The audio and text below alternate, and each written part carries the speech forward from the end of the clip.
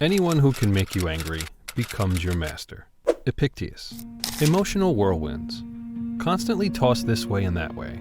Everything is soaring highs or devastating lows. Isn't this exhausting? Within the next 10 minutes, I am going to share with you 4 ways to rebalance this in order to live a more fulfilling life. 1. Identify the triggers. Reflect on the people you know in your life. The people who are not suffering from an unfortunate life event, but those who seem to live chaotic lives at best. They thrive off the highs that life gives them, but also feel debilitated by the lows that life also serves as well.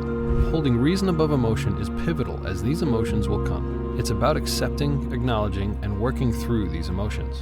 Consider a shift in mindset by preparing for the storm, as Epictetus refers to the depth of human emotions in comparison to a storm. Putting this metaphor in practice in the world today, how would you prepare for a storm? Perhaps check the weather forecast?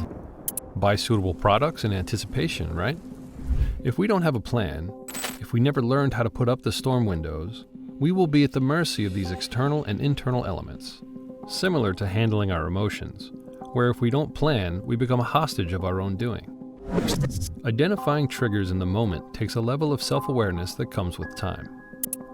Sometimes we get so lost in the moment. The heat of our anger, the velocity of our aggression, or the simmering of our frustration, that we miss an opportunity in the moment to identify what triggered this reaction. It's only when we start to look back to see what triggered this. Perhaps you were ignored or disrespected. Perhaps you were offended. Who knows? Just moments before you're overcome by a fit of rage, your body sends you signals that let you know it's coming. You start breathing faster, blushing, sweating, and tensing up your jaw and hands. This means that if you pay careful attention to your body and learn to notice these sensations, you'll have a real chance to calm yourself down before it's too late. But what should you do once you identify an impending explosion of anger? We'll answer this question later in the video, but for now, identify your triggers. Number 2, engage your citadel. So we have been offended or disrespected. How often do you replay this scenario in your head after the event has happened? I certainly do, often seeking for more, the moral victory. That is wanting the past to be more than what it was. Engaging your citadel. Seek to build your inner council. The inner council that governs the actions you take and the words you speak. This is the best retreat out there, and it's free. You don't need to spend loads of time or money retreating to a mountain or a spa to reel through your emotions. Although it would be helpful, wouldn't it? The best retreat is inside you. We can turn inwards at any of life's moments.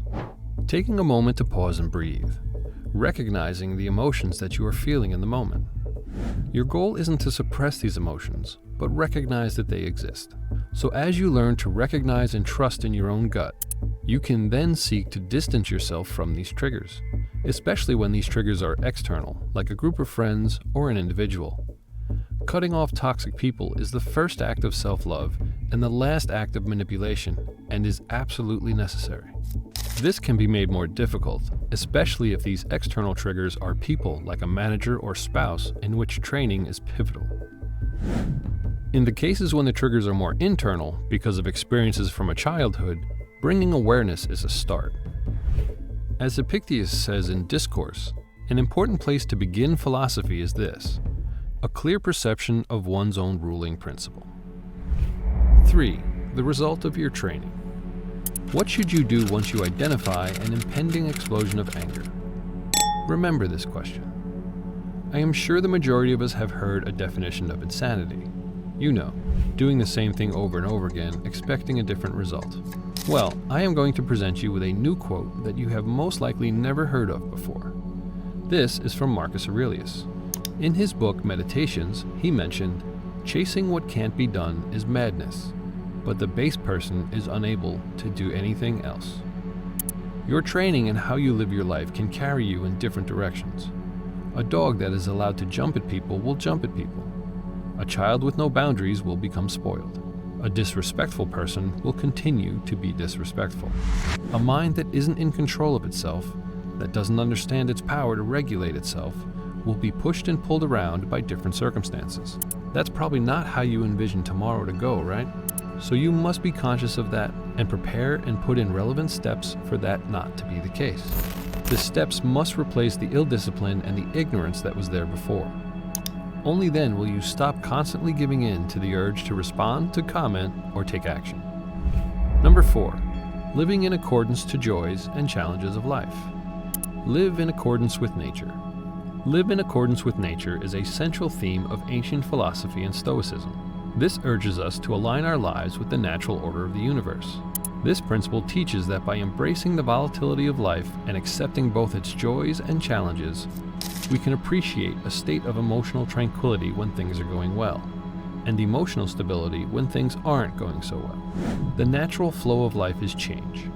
By recognizing that change is inevitable and challenges are an inherent part of human existence, we can cultivate a mindset of acceptance, living in accordance with nature. We all know the script by now. To get what you want, you must commit your energy, focus, and discipline to achieve it. But first, you have to start somewhere. Here is what we covered. Identifying the prompts that cause a sharp reaction is pivotal in this journey. However, this comes with time as you learn to build and trust in your counsel. The building of your inner counsel comes from accepting the order of nature and life, in which you can then put this into training. If you liked this video, we also created a video on strategies that you can use to stay calm in the midst of these emotional whirlwinds. Click here to watch the video. Like, subscribe, and share, and we will see you in the next video.